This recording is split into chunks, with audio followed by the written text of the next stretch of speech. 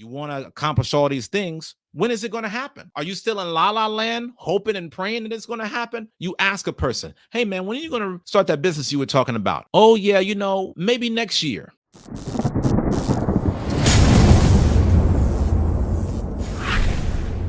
On today's episode of the Uzziah Show, when we talk about how to finish what you started, your life is the result of your life's decisions.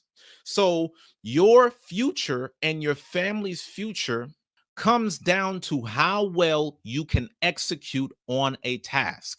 Many of you have many lofty goals and visions planned out for your life, but until you start to execute on it, you will stay stuck in the exact same place.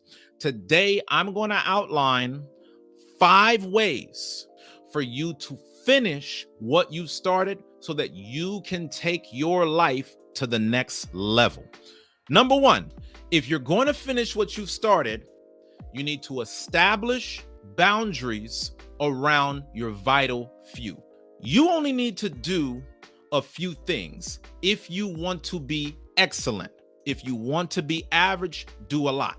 You have to understand that less is more. So before you get started on anything, you need to be clear on what few things that you do and list all of the things that you don't do. The key to excellence is to say no to 99 things out of 100. This requires discipline. This requires self-control. This requires you not caring about what other people think, because in order for you to live by this, you're going to let some people down. You're going to tell them no. You're going to say no, thank you, I appreciate it. Instead of good, you're focusing on great. You have to focus on the things that matter. In my life, my vital few is hosting this show and creating content for my church. Everything else I'm looking to eliminate, automate, or delegate. Just because there's a ton of other things that can possibly get done, it doesn't mean that I'm the one that has to do it. It doesn't mean that I'm the best person for the job. Some of y'all want to start businesses, but you don't need to wear every hat. If you build a business where it's you that's doing all the work, then essentially you've just created for yourself another job. You've created a job worse than the one that you already have. The key to business is identifying the few things that only you should do while identifying and delegating everything else accordingly. The second thing that you need to do is to create your ideal work environment. Make it as easy to work as possible and make slacking off as hard as possible. The less friction that you can have behind your work, the easier it will be to get the job done. Take your big projects, the things that'll take you to the next level, and put it directly in front of you in your workspace.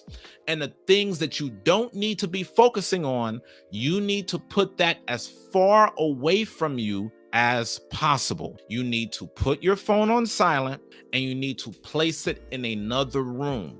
You need to get rid of all of the barriers that stops you from doing your work. You might run errands during the day and you might get different little, miscellaneous things accomplished.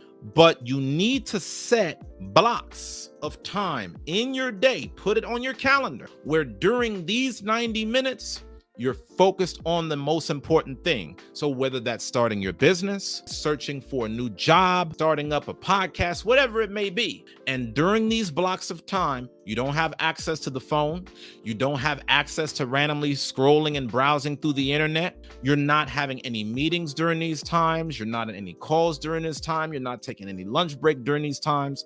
These 90-minute blocks are dedicated to you focusing on getting to the next level. I highly recommend that every last one of y'all have at least 2 to 3 90-minute productivity blocks throughout the day.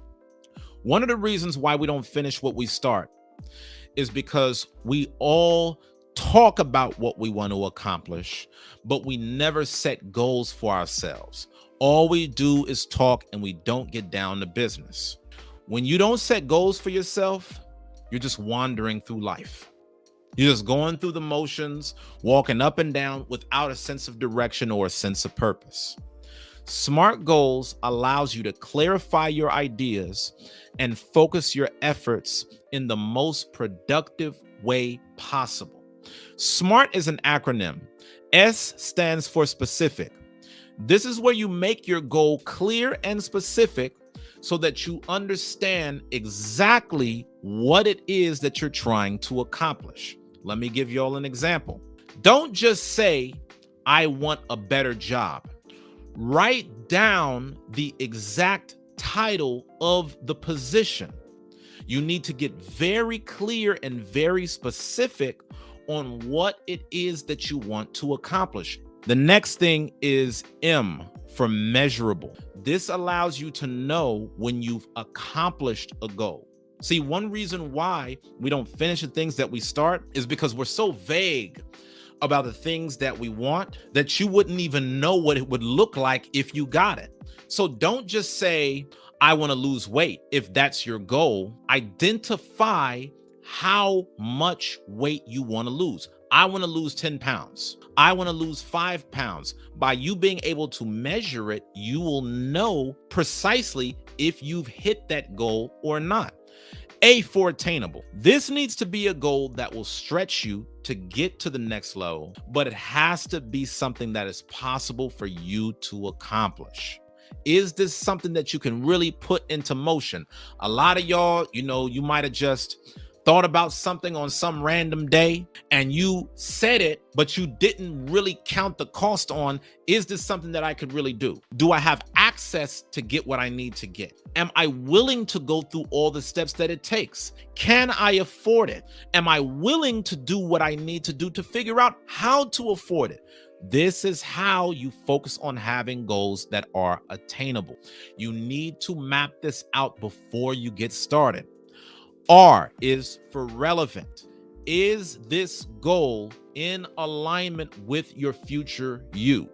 When you set goals for yourself, you need to ask yourself, are your goals relevant? Is this just something that you came up with today and you never even thought about if this has anything to do with your tomorrow? Or is this something that actually connects the dots from the person that you are right now to the person that you want to be in the future? Lastly, T, time bound. Every goal must have a deadline. Y'all know they got a saying, a dream without a deadline is a wish. So if you have a goal without a deadline, it's just a wish. It ain't serious. You have to hold yourself accountable by setting an end date. The fourth thing that you need to do if you want to finish what you started is start small and work your way up, because the essence of not finishing the things that you've started is something getting in the way of you getting to the end of the destination. So what's coming in the way? Well, one of the things that's coming in your way is the intimidation factor when you start to think about the size of the task. That's the reason why you got to break it down and not try to go all out on day one. Tell me if you've ever pursued a goal and you were so fired up about the goal at the time that you went all out on day one, but then on day two, you didn't have that same fire in your belly. That's the reason why I'm telling you to focus on the habit rather than the effort.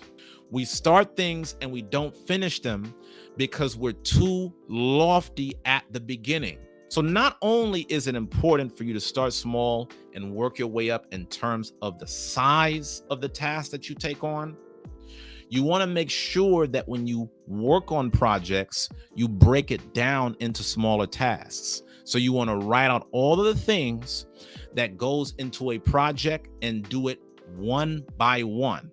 So if you have a goal of writing a book. Don't put down on a to-do list, write book. Instead, break it down into chunks. Make one task about Googling how to write a book. That needs to be one task by itself. Google how to write a book. Because by you breaking everything down into small bite-sized chunks, it becomes a lot more manageable. You can handle that throughout the day, and it will help to ensure that you achieve the task more comfortably. The reason why a lot of us don't take on next level projects is because you get psyched out before you even start it. And that's because you've never been taught how to simply put one foot in front of the other. Last but not least, number 5, y'all, have an accountability partner. You need to have somebody who you respect and look up to hold you accountable, to make sure that you finish the things that you've committed to. You need to have someone that you have a good rapport with, but not a friend, because y'all know how it is. You know, you'll get too friendly.